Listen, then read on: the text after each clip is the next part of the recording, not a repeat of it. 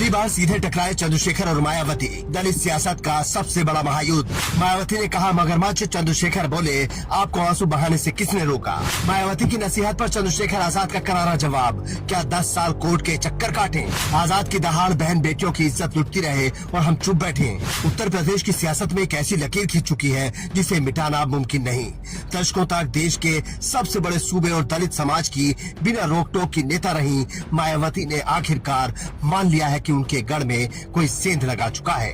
मायावती ने पहली बार खुलकर बिना नाम लिए चंद्रशेखर आजाद को अपना राजनीतिक प्रतिद्वंदी स्वीकार कर लिया है। पहली बार चंद्रशेखर आजाद और मायावती आमने सामने हैं और एक दूसरे पर वार कर रहे हैं। मायावती को जवाब देते हुए चंद्रशेखर आजाद ने पूछा है कि हमारी बेटियों की इज्जत लुटती रहे और हम कोर्ट के भरोसे बैठे रहें। चंद्रशेखर आजाद ने बहन जी के बयान पर तंज कसते हुए कहा कि हम मगरमच्छ के आंसू बहाने आते हैं तो आप भी आओ ना, मगरमच्छ के आंसू बहाने आपको किसने रोका है। चंद्रशेखर आजाद ने कहा कि मायावती कह रही हैं कि इंसाफ के लिए कोर्ट जाओ, सुप्रीम कोर्ट जाओ, 10 साल लगेंगे इंसाफ मिलने में, तब तक हमारी बहन बेटियों की इज्जत लुटती रहे और क्या हम चुप बैठे रहें। मेरे मन को ठेस इसलिए पहुंची कि आप तो लड़ नहीं रहे और हम लोग जान की बाजी लगा के हमारे कार्यकर्ता लड़ रहे हैं, पुलिस से डिटेन हो रहे हैं, गालियां खा रहे हैं और अपना पैसा खर्च कर रहे हैं।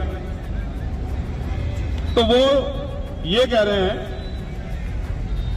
कि साहब ये तो जो मगरमच्छ के आंसू बहाने, आप भी आओ ना मगरमच्छ के आंसू बहाने, आओ तो समाज के बीच में। और वो कह रहे हैं कि ऐसा है ये आंदोलन वगैरह नहीं करने चाहिए, अगर वो निचली अदालत से न्यायालय में सर्वोच्च न्यायालय चला जाओ तो हमारी बहनों की किस्मतें लूटे, उनको नोचा जाए, उन पर पेट्रोल छिड़क दिया जाए, उन पर तेजाब छिड़क दिया जाए, उनको मारा जाए, उनको मार के लटकाया जाए, उनके पैरों में कील ठोक दी जाए, तो हम ये तमाशा देखें कि कब 10 साल बाद न्याय मिलेगा और कब पुलिस कार्रवाई करे। किस तरह कार्रवाई करिए आप जानते हैं ना।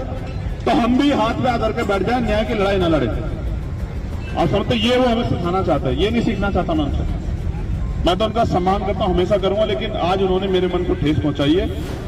समाज देख रहा है, समाज फैसला करेगा कि कौन समाज के लिए लड़ रहा है और कौन समाज से सिर्फ वोट का रिश्ता रखता है, इसका फैसला समाज करेगा। ठीक है, मैं बड़ी तकलीफ के साथ कह रहा हूं। और एक अब यहाँ ये भी जरूरी हो जाता है कि आखिरकार बहन जी ने इस पर क्या कुछ कहा है। उन्होंने कहा कि कुछ पार्टी के मुखिया मगरमच्छ की तरह आंसू बहाने के लिए मौके पर पहुंच जाते हैं। इसके बाद संगठनों के मुखिया मगरमच्छ की तरह आंसू बहाने के लिए घटना स्थल पर पहुंचकर अपनी राजनीतिक रोटियां सेकते हैं। इससे पीड़ितों को न्याय मिलने वाला नहीं है, बल्कि वर्तमान हालातों में ये इन वर्गों के लोगों की मुसीबत और परेशानी को अधिक बढ़ाने वाला है।